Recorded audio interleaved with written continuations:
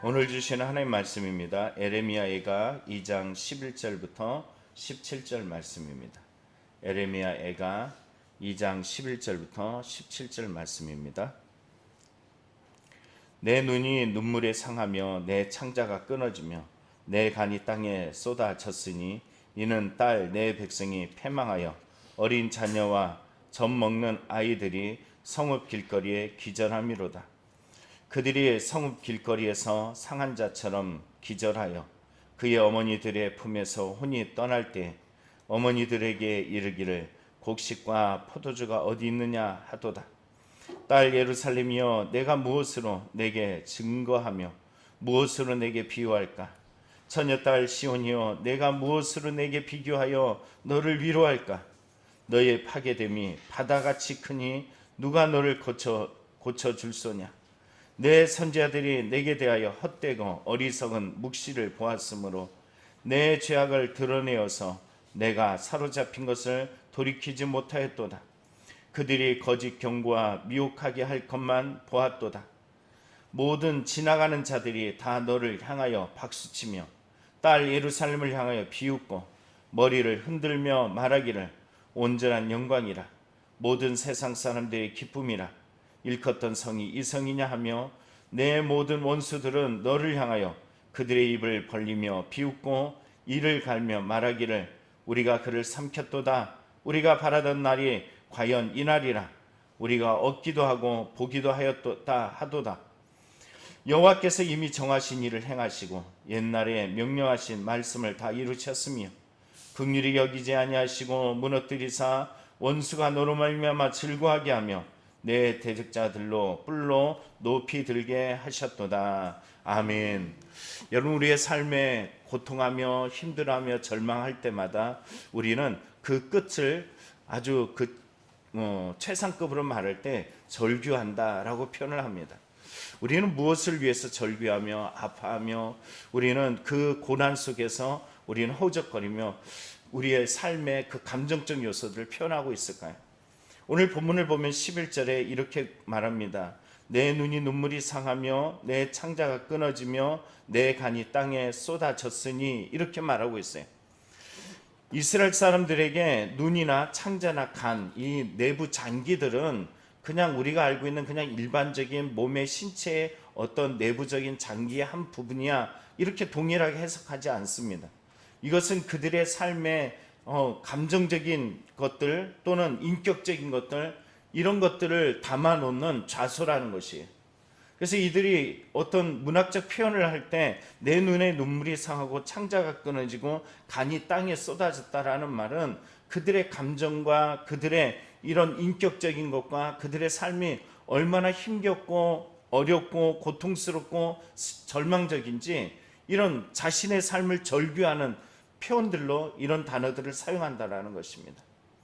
그러니까 오늘 에레미야는 내가 얼마나 힘들어하는지, 내가 얼마나 고통스러워하는지, 내가 얼마나 절박한지, 이 모든 것들을 가지고 지금 에레미야 애가를 통해서 하나님 앞에 부르짖고 있어요. 나의 비탄시를 통하여서 사람을 향하는 것이 아닙니다. 나의 감정적 요소를 통해서 사람을 만날 때마다 하나만 걸려봐라, 이렇게 하지 않습니다. 무너지는 모든 요소들을 가져다가 하나님 앞에 절규하며 애통하며 비탄하면서 주님 앞에 쏟아내고 있다는 것이, 여러분, 우리의 살아가는 이 삶의 영역에 보면은 참 슬프고 힘들고 괴롭고 나의 힘으로는 도저히 어떻게 이런 문제들을 이겨나갈 그런 능력과 힘이 없는 때에 부딪혀 올 때 우리는 그때마다 절규합니다. 그리고 부딪혀 오는 어떤 사람들 또는 주변인들에 대해서 우리는 좋은 감정들, 긍정적인 생각을 하지 못하고 그냥 무너지는 자신을 바라보면서 좌절할 때가 많아요. 그러나 오늘 성경은 바로 그럴 때가 누굴 찾아야 된다고요? 하나님을 찾아야 돼요. 누구 앞에서 울어야 된다고요? 하나님 앞에서 울어야 돼요. 여러분들의 고통과 절망과 힘겨움을 사람에게 보이기 위함이 아니라 인생을 주관하시고 이 인생의 주권을 가지신 하나님을 바라보면서 쏟아내야 될 때임을 우리에게 말씀해 주고 계십니다. 여러분, 힘들죠? 어렵죠? 괴롭죠? 그럴 때마다 정말로 여러분이 에레미야 애가의 저자가 되어서 여러분이 이 나라를 위해서, 아니면 여러분의 가정을 위해서, 여러분의 삶에 부딪혀오는 모든 일들을 위해서 그런 감정적이고 자기의 삶에 무너지는 요소를 가지고 주 앞에 나아가길 원합니다. 주님이 찾으시는 것은 상한 심령이다라고 성경은 말합니다. 여러분, 이런 상한 심령을 가지고 주 앞에 쏟아내는 믿음의 기도가 되어서 하나님의 자비와 하나님의 은혜가, 하나님의 긍휼을 입는 여러분을 향한 그분의 사랑이 우리에게 나타나는 은혜가 있기를 간절히 축원합니다. 오늘 에레미야 애가의 이런 고통과 이런 절규들은 왜 이런 일들이 일어나냐면은 지금 현실적으로 당하고 있는 문제들이에요. 그럼 어떤 문제를 당하고 있을까요? 여러분, 성경이 11절을 보면 이는이라고 이야기하면서 이 설명을 하고 있어요. 왜냐하면은 딸 내 백성이 패망하였다라는 것이죠. 이 딸이라고 이야기하는 것은 어떤 의미라 그랬어요? 관계성이라 그랬잖아요. 에레미야와 하나님과, 이스라엘과 하나님의 관계라는 것은 정말로 이 관계성은 친밀합니다. 하나님께서 찾아오셨고 별 볼 일 없는 이스라엘을 내 백성으로 삼아주시고 그들 애굽 땅에서 건져내시고 하나님께서 나라를 이루어주셨어요. 그들은 이 나라에 와서 하나님께서 그들에게 첫 곡식을 주시고 그리고 그들에게 많은 것들을 행하신 것들을 기억합니다. 그런데 어느 날 어느 순간부터는 하나님의 이 선민의식들이 그들 안에는 교만함이 되었고, 그들에게 하나님을 거역하는 범죄 행위들 가운데서도 두려워하는 떨리는 마음들이 사라져버리고 자기 멋대로 행하면서도 우리는 선민이야 하면서 안주하면서 살았다라는 것이, 오늘 본문을 보면은 이런 나라 이 딸을 하나님께서 어떻게 하셨어요? 패망하였다라고 이야기합니다. 절대 망하지 않을 선민의식을 가지고 있지만 그들은 하나님이 떠나 있는 삶을 살았고, 하나님은 그들에게 끊임없이 경고를 했지만 그 경고를 듣지 않는 결과는 패망이라는 것입니다. 그리고 그들의 패망이 일어나는 곳에서 에레미야가 목격한 것이 있어요. 오늘 성경 말합니다. 어린 자녀와 젖먹는 아이들이 성읍 길거리에서 기절합니다. 여러분, 이 기절함이 어떤 의미를 가지고 있을까요? 그 다음 절을 보면은 그들이 성읍 길거리에서 상한 자처럼 기절하여 그의 어머니들 품에서 혼이 떠날 때 어머니에게 이르기를 곡식과 포도주가 어디 있느냐 하는도다. 이들의 범죄 행위들이 자녀들에게 그대로 나타납니다. 지금 이 예루살렘이 멸망하는 가운데 자녀들이 먹을 것이 없어가지고 고라하며 힘들어하며 그들 아사하면서 엄마 품에 지금 안겨 있어요. 그 엄마 품에 안겨가지고 아이들이 쏟아내는 말은 뭐냐 하면은 죽는 그 순간에 먹을 게 어딨어? 엄마 먹을 게 어딨어? 이러면서 엄마의 눈을 바라보면서 죽어지는 아이들을 목격하고 있다는 것이. 여러분, 이런 일들이 왜 일어났다고요? 오늘 성경 속에 말하는 이 일들은 바로 그들이 하나님의 말씀을 듣지 않았다라는 것이죠. 13절에 보면은 딸 예루살렘이여 내가 무엇으로 내게 증거하며 무엇으로 내게 비유할까? 오늘 성경 속에 보면 무엇으로 위로할까, 무엇으로 증거할까, 무엇으로 비유할까 그런데 이스라엘 백성들이 이 바다라 그러면 욤이라 그래요. 욤에 대해서 그들은 욤신 또는 바다신 이런 것들을 하나님을 믿으면서도 어떤 특별한 것들을 부여합니다. 그런데 이 하나님의 이 증거를 받고 있는 심판받는 이 상황들이 어떤 상황이냐면 파괴됨이 바다 같다라고 이야기해요. 다시 말하면 그들이 저 수평선 넘어서 어마어마한 이 광대한 바다처럼 이 문제를 해결할 방법이 없다라는 것이죠. 또한 그러면 위로할 힘이 있느냐? 이 또한 없다라는 것이에요. 왜요? 이 심판이 누구로부터 행해졌다고요? 하나님으로부터 행해졌어요. 어쩌다가, 여러분, 이들이 어쩌다가 이런 일을 당했냐면 14절에 말합니다. 내 선지자들이 내게 대하여 헛되고 어리석은 묵시를 보았으므로 내 죄악을 드러내어서 내가 사로잡히는 것을 돌이키지 못하였도다. 그들이 거짓 경고와 미혹하게 할 것만 보았도다. 거짓 선지자들 때문이다라고 말합니다. 여러분, 그러나 이 거짓 선지자들의 마음이 당시 시대 때 우리는 알아요. 하나냐 스마야가 그 에레미야 시대 때 등장하고 있었지만 진짜 거짓 선지자의 거짓 선지자는 어디 있었냐면은 그들의 마음속에 있었습니다. 에레미야가 매일처럼 30년을 매일처럼 외쳐도 듣지 않는 마음들, 완악한 마음, 돌같이 굳어지고 금강석처럼 굳어진 그들의 마음이 절대 듣지 않습니다. 오늘날도 보십시오. 여러 교회들이 참으로 많은데 그들에게 경고하는 하나님의 징계의 말씀들, 또는 심지어는 천국과 지옥으로 쉽게 이야기하면 천국의 이야기를 하면 그곳에 가까이 이르러요. 축복의 말을 하면 그 교회가 부흥합니다. 그런데 여러분 아시죠? 지옥에 대한 말들, 경계의 말들, 그들에게 돌이키고 회개할 것을 징계하는 말들을 쏟아내는 것을 무척 싫어합니다. 오늘 인생이 힘들고 어려울 때 돌이킬 때고 회개할 때고 주님을 찾을 때입니다 라고 이야기하는 그런 교회들, 그런 말을 하는 목사들은 그다지 인기가 없습니다. 도리어 외면해요. 성경에 보면은 우리가 알고 있는 미가야와 아합의 이야기를 알고 있어요.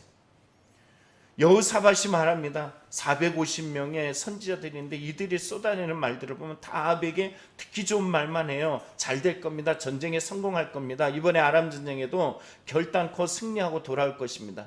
아니 어떻게 이럴 수가 있어? 다른 선지자 좀 데려와 보시오. 그랬더니 하나를 생각했는데 그가 미가야잖아요. 그 미가야를 불러들일 때 뭐라고 이야기하느냐? 그는 나에게 좋은 말을 한 적이 없다라는 거예요. 근데 아시잖아요. 결국 미가의 말에 의해서 아합은 우연히 쏜 화살에 의해서 그의 옷깃 솔기에 맞아서 죽습니다. 우연인 것 같지만 이미 하나님은 이전에 말씀하셨어요. 너가 가면 돌아오지 못해. 근데 거짓 선지자는 어떻게 합니까? 미가의 뺨을 때리면서 그를 조롱하고, 미가야는 그렇게 조롱을 당하고 매맞으면서도 이 일이 반드시 성취될 것을 말합니다. 그래도 끊임없이 그는 자기를 변장하면서도 그 전장에 나가요. 내가 하고 싶은 것은 해야겠다라는 것이. 오늘날 이 시대를 살아가면서 사람들은 내가 예수로 변장을 해요. 예배로 변장을 합니다. 기도로 변장을 해요. 그리고 자기가 하고 싶은 그대로 말하고 행동하고 살아갑니다.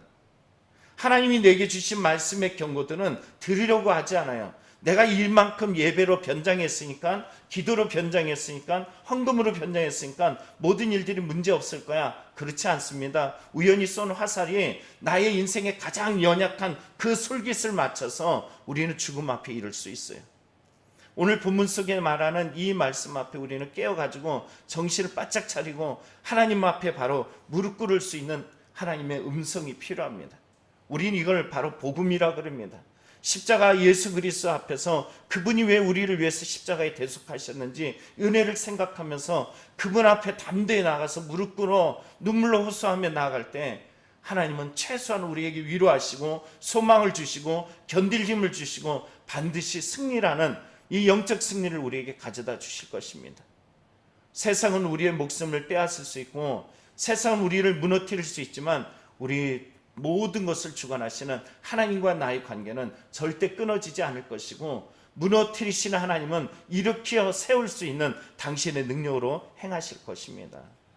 여러분, 이 믿음을 의지하면서 나아가길 간절히 축원합니다. 오늘 본문은 말합니다. 14절에 내 선지자들이 내게 대하여 헛되게 어리석은 묵시를 보았다라고 얘기해요. 이 헛되고 어리석은 묵시라는 것은 회칠하다라는 뜻을 가지고 있습니다. 그들은 건강한 신앙, 온전한 믿음, 말씀을 전하지 않았어요. 그들이 돌이키지 못했던 것, 다시 말하면 사로잡힐 수밖에 없었던 이유는 그들이 거짓 경고와 미혹하게 할 것만 보았다라고 이야기합니다. 거짓 경고라는 것은, 경고라는 말은 말씀, 예언을 말하고 있어요. 거짓된 말씀, 거짓된 예언, 잘 될 거야, 문제 없어, 이게 아니라 바로 그때 기도해야 됩니다. 회개해야 됩니다. 에레미야처럼 죽음이 임박하는 순간까지 하나님의 말씀을 온전하게 전할 믿음의 말씀이 필요합니다. 여러분, 이 말씀을 듣지 않아서 결국 어떤 일이 일어나요? 15절 16절에 보면은 원수들이, 이 모든 지나치는 자들이라고 표현하는데 이들이 원수예요. 16절에 모든 원수들이나 15절에 말하는 지나가는 자는 똑같습니다. 이 무너지는 예루살렘, 멸망당하는 예루살렘, 바벨론의 그 칼에 의해서 승복되어지고 철저하게 무너져서 포로로 끌려가는 이들을 바라보면서 박수를 치고 있고 비웃고 있고 머리를 흔들면서 조소합니다. 그러면서 야, 온전한 영광이라 라고 이렇게 비아냥거려요. 모든 세상 사람들의 기쁨이라 일컫던 바로 이 성이 그 성 맞아? 이러면서 조소합니다. 16절에 말하죠. 그들이 입을 벌린다라고 이야기했는데 의도적으로 입을 크게 벌리면서 비웃는 것을 극대화시키고 있어요.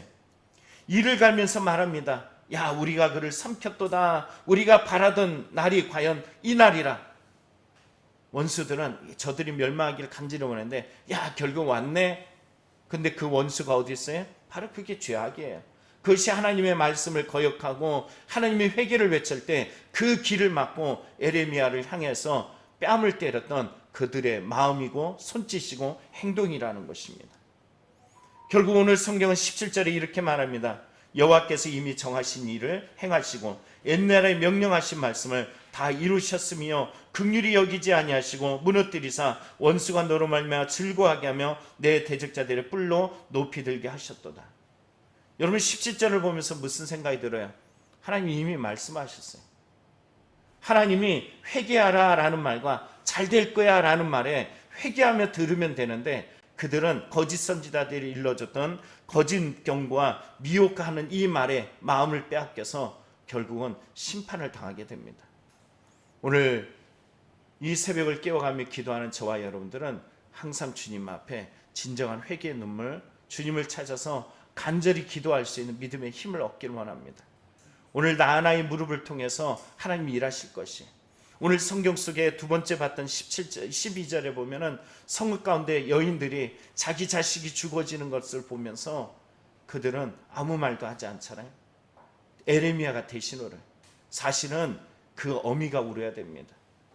오늘 우리의 인생 속에서 나 하나가 바르게 서면은 하나님이 그곳에서 하나님의 에레미야 눈물을 통하여 하나님의 긍휼과 자비와 당신의 사랑의 능력을 통하여서 회복시키실 그러한 청사진을 제시하듯이 우리에게도 동일합니다. 하나님이 저와 여러분의 기도를 통하여 이루실 것을 믿고 오늘도 구하며 기도하는 그 눈물의 기도가 하나님 앞에 상달되어 회복의 역사로 나타나기를 간절히 축원합니다. 기도하겠습니다.